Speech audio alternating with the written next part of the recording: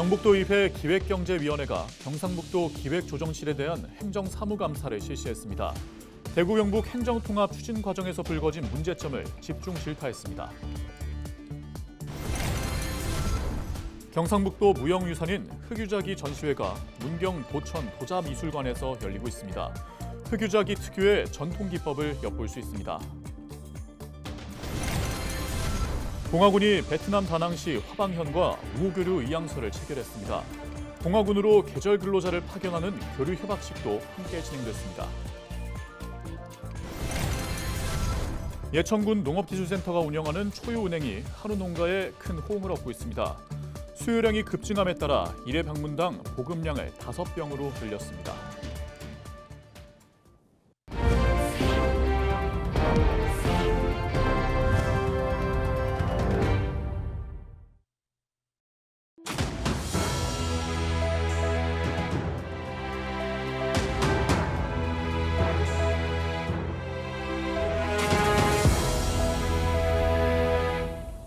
시청자 여러분 안녕하십니까? 헬로티비 대구 경북 뉴스입니다.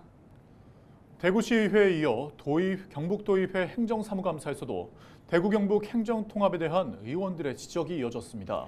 경북도의회 기획경제위원회는 12일 경상북도 기획조정실에 대한 행정사무감사에서 일방적인 통합 추진은 성공할 수 없다며 도민의 의견을 수렴해 신중하고 합리적인 절차에 따라 통합이 추진되어야 한다는 점을 재차 강조했습니다.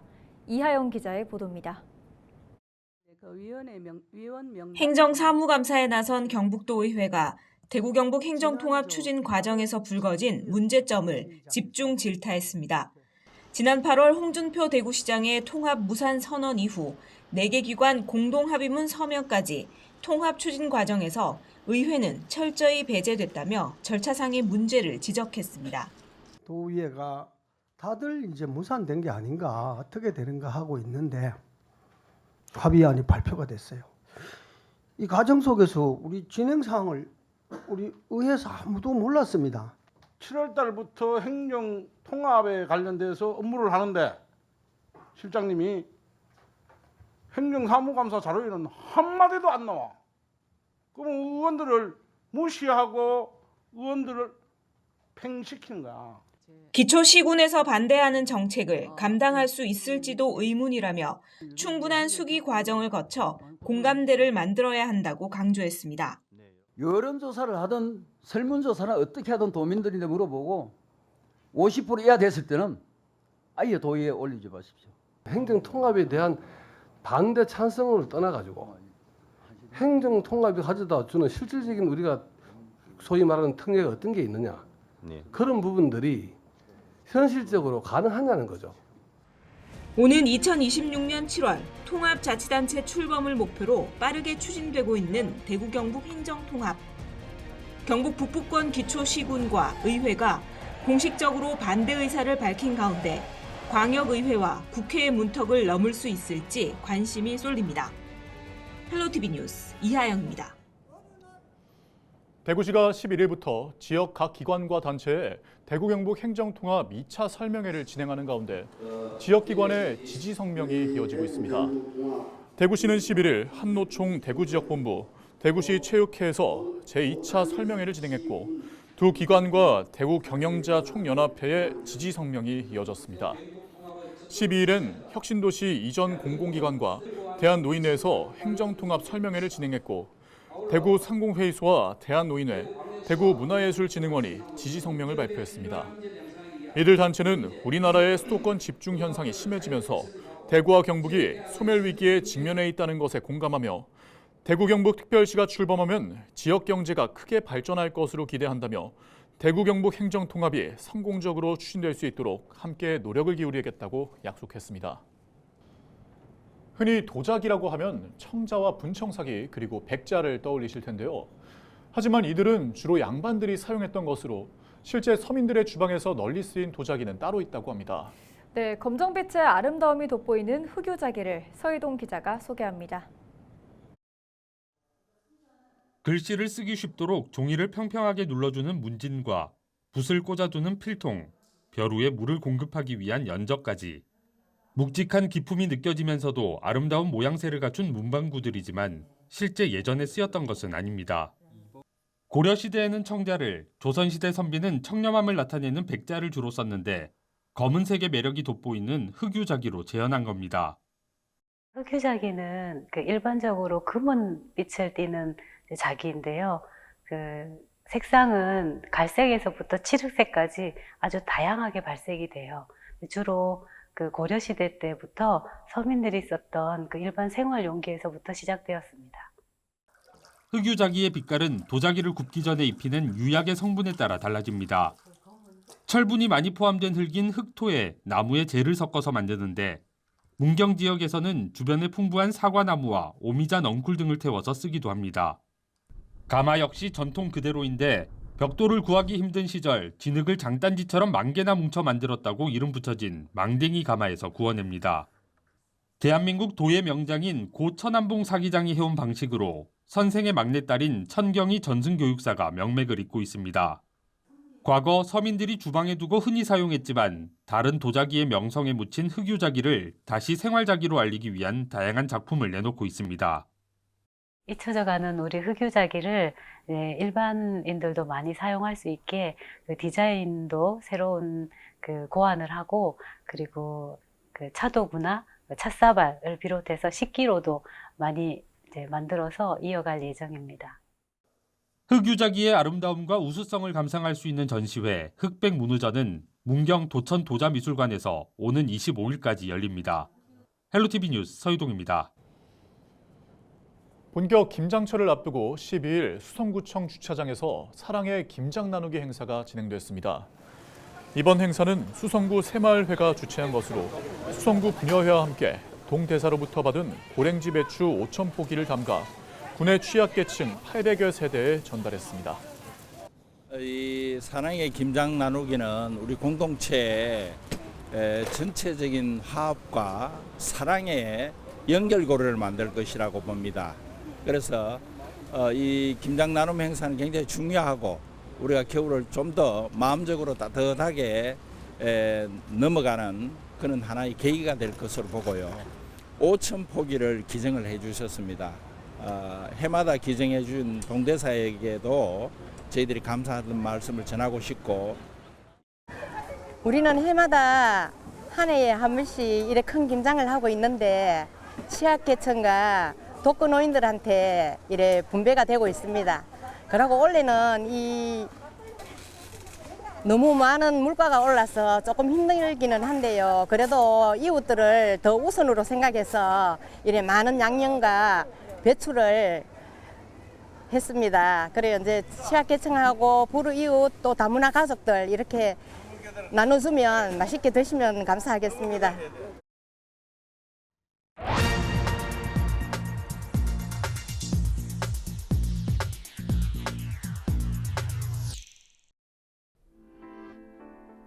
우리나라에 사는 외국인이 몇 명인지 아십니까? 무려 246만 명이나 됩니다. 대구광역시 인구보다 많은 숫자인데요.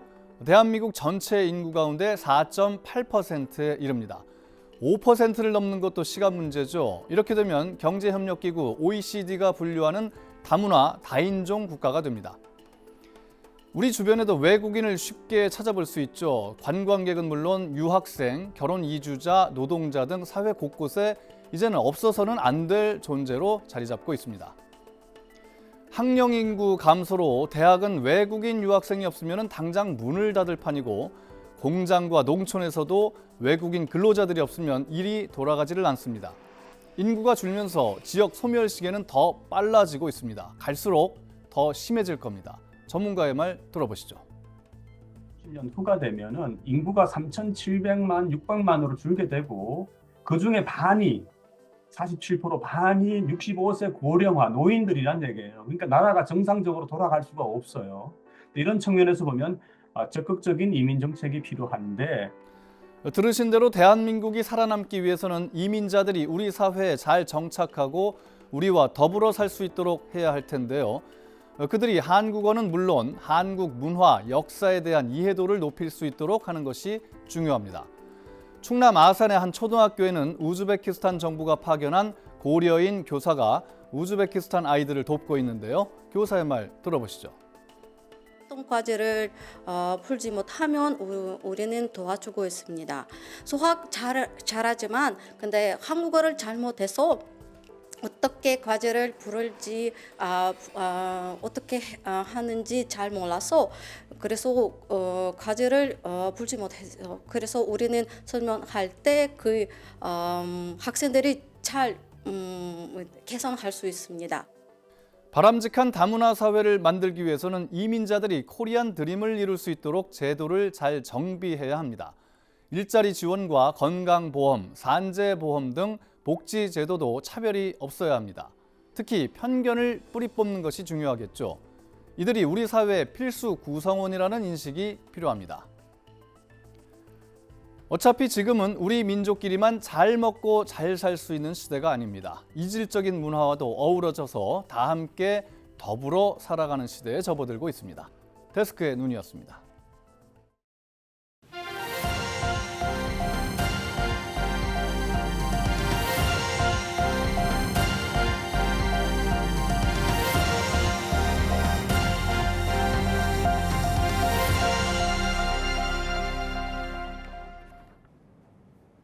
봉화군이 베트남 다낭시 화방현을 방문해 우호교류 의향서를 체결했습니다. 의향서 체결과 함께 봉화군으로 계절 근로자를 파견하는 교류 협약식을 진행했습니다. 이후 듀이탄 대학교의 개교 30주년 기념식에 참석해 K-베트남밸리 사업을 알리고 뜨선시의 신임 당서기장 등을 만나 지속적인 협력 방안을 논의했습니다.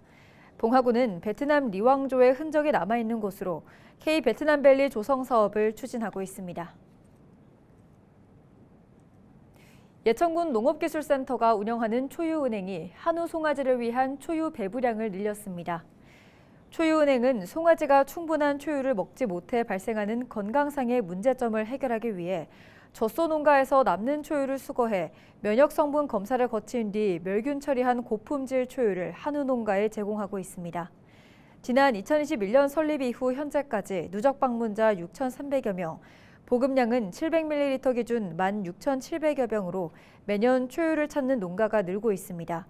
농업기술센터는 한우 농가의 수요량이 급증함에 따라 1회 방문당 보급량을 5병으로 늘렸습니다.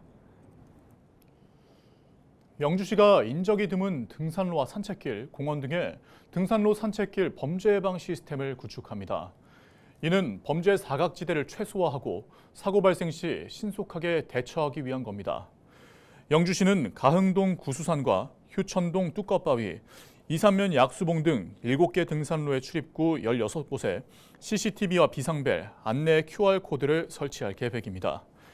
이를 통해 사고나 긴급 상황 발생 시 누구나 쉽게 CCTV 통합관제센터에 도움을 요청하고 경찰서와 소방서와 연계한 신속한 현장 대응이 가능해질 것으로 기대됩니다.